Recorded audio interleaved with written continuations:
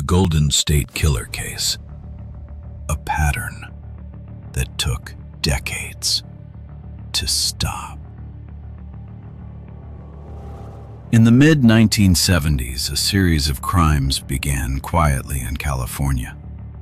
They did not start with headlines. They did not begin with a known suspect. At first, they appeared unrelated. Homes were entered at night. Victims reported being watched. Personal items were moved. Then the crimes escalated. Over the next several decades, investigators would eventually link dozens of attacks, burglaries, and murders to a single individual. The person responsible would later become known as the Golden State Killer. His real name was Joseph James DeAngelo. For years, he was unidentified. Joseph DeAngelo was born in 1945. He served in the United States Navy and later worked as a police officer in California. During this time, he lived a life that appeared ordinary. He had a job, he had a family.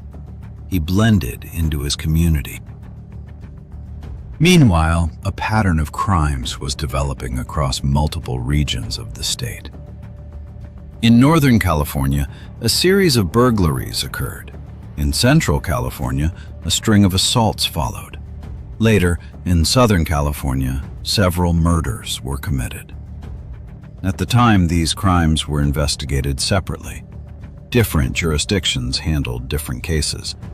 There was no immediate reason to believe they were connected. Victims described similar behaviors. The intruder often entered homes at night. He appeared prepared. He moved deliberately. He avoided detection. In many cases, the attacker left behind little physical evidence. As years passed, law enforcement began to notice similarities. The timing of the crimes, the methods used, the way victims described the suspect's behavior. Gradually, investigators began to consider the possibility that a single person was responsible. This theory would take decades to confirm. The crimes spanned from the mid-1970s into the 1980s. They occurred across hundreds of miles. Some victims survived and provided statements. Others did not. Because of the length of time and the number of locations involved, the investigation faced significant challenges. Evidence was limited. Technology was less advanced. Communication between departments was slower. As a result, the suspect remained unidentified. The case became one of the most complex unsolved crime patterns in California history. Years passed. The attacks stopped. No arrest was made. The suspect faded from public attention. But the case never closed. Advances in forensic science would later change that. In the decades after the crimes, DNA evidence collected from multiple scenes was preserved. Investigators continued to review the case periodically. They revisited old reports. They re-examined evidence. Still, no suspect emerged. It was not until the late 2010s that a breakthrough occurred. Using advances in genetic genealogy, investigators were able to compare crime scene DNA to publicly available genealogy databases. This approach was new. It had never been used successfully in a case of this scale. The results narrowed the field. Family trees were built. Relatives were identified. Eventually, investigators focused on one individual, Joseph James DeAngelo. He was living quietly in California. He was in his 70s. He had not been publicly connected to the crimes. In 2018, DeAngelo was arrested. The announcement marked the end of one of the longest-running unsolved crime investigations in the country. For victims and families, the arrest brought answers that had been delayed for decades. The legal process that followed would examine the evidence carefully, case by case. The crimes were no longer a mystery, but the impact of what had happened remained. As investigators prepared their case, they faced an unusual challenge. The crimes attributed to the Golden State Killer spanned more than a decade and involved multiple jurisdictions across California. Some incidents had occurred in the 1970s, others in the early 1980s. Each had its own reports, evidence files, and victims.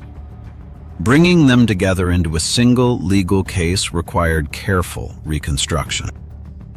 Prosecutors began by reviewing preserved DNA evidence collected from various crime scenes. Despite the passage of time, the genetic material was sufficient to establish a link between the crimes. This confirmation allowed investigators to connect incidents that had once been treated as separate cases. The evidence showed a consistent pattern. The same individual had committed burglaries, assaults, and murders across different regions. This pattern explained why the suspect had remained unidentified for so long. He moved frequently. He changed locations. He adapted his behavior. As the investigation continued, details of the suspect's past came into focus. Records confirmed that he had worked in law enforcement during part of the period when the crimes were committed. This fact raised difficult questions. It explained his familiarity with police procedures. It explained how he avoided detection. And it explained how he blended into communities without drawing attention. For victims, this revelation was deeply unsettling. During court proceedings, prosecutors outlined the scope of the crimes. They described how the suspect had targeted homes at night. They explained how he prepared in advance. They detailed how victims were selected and how he avoided leaving obvious evidence. Throughout the presentation, the focus remained factual and restrained. The goal was not to sensationalize, but to establish accountability. Victim impact statements were later presented. Survivors spoke about the long-term effects of the crimes. Families of those who did not survive described the years of uncertainty and loss. For many, the arrest came after decades of waiting. Some had believed they would never see the case resolved. The defendant did not contest the evidence. In 2020, he entered guilty plea to multiple charges, including murder and other serious crimes. In exchange, prosecutors agreed not to pursue the death penalty. The court accepted the plea agreement. During sentencing, the judge reviewed the scale of the crimes, the impact across communities, the number of lives affected, the length of time the offender remained unidentified. The sentence reflected the seriousness of those actions: life imprisonment without the possibility of parole. For many victims and families, the conclusion of the case provided a measure of closure. Not relief from what had happened, but an end to uncertainty. The crimes had names. They had a person held responsible. The Golden State Killer was no longer an unknown presence. He was a documented offender, accountable under the law. Yet even with a legal resolution, the case left lasting questions. How many opportunities had existed to stop the crimes earlier? How did systemic limitations allow the pattern to continue? These questions are now part of the historical record. The case also marked a turning point in criminal investigation. The use of genetic genealogy demonstrated how advances in technology could reopen cases once thought unsolvable. Since then, similar methods have been applied to other cold cases across the country. Some have been resolved, others remain open. The legacy of this case is not only in its resolution, but in how it changed investigative practice, and in how it reminded the public that time does not always erase accountability. When the sentencing concluded, the Golden State Killer case moved from investigation into record. The court proceedings were over. The identity was confirmed. The timeline was documented. For many victims and families, the outcome did not erase what had happened. It did not restore lost years or undo harm, but it did end a long period of uncertainty. Some survivors had waited more than 40 years to hear a name spoken in a courtroom. Others had lived with unanswered questions for most of their lives. The resolution brought a form of acknowledgement, not justice as a feeling, but accountability as a fact. The case also became a reminder of how criminal investigations evolve. At the time the crimes were committed, technology was limited. DNA analysis was in its early stages. Information sharing between departments was inconsistent. Decades later, those limitations no longer defined the outcome. Preserved evidence, patient review, and advances in science changed what was possible. The method used to identify the suspect opened new paths for unresolved cases across the country. Cold cases, once considered permanent, began to be re-examined. Some were solved, others remain open. The Golden State Killer case now sits at the intersection of past and present. It represents both the failures of earlier systems and the potential of modern investigation. It also stands as a record of how long harm can remain hidden in plain sight. For the communities affected, the case is remembered not for spectacle, but for endurance. For the investigators who never stopped reviewing the files, it is a lesson in persistence. For the public, it is a reminder that resolution does not always come quickly.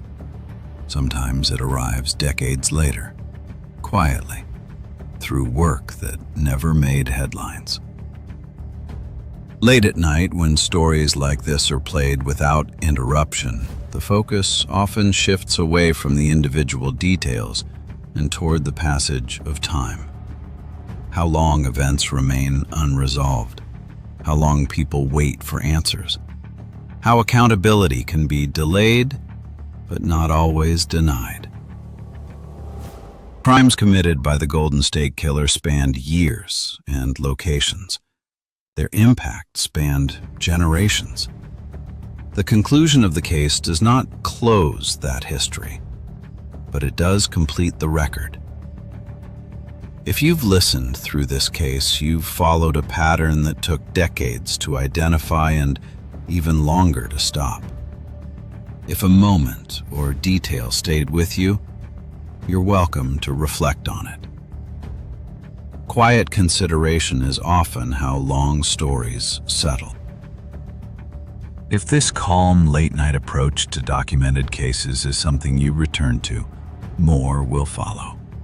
There is no urgency, no emphasis on shock, just another case, carefully traced from uncertainty to resolution as the night continues. Thank you for listening.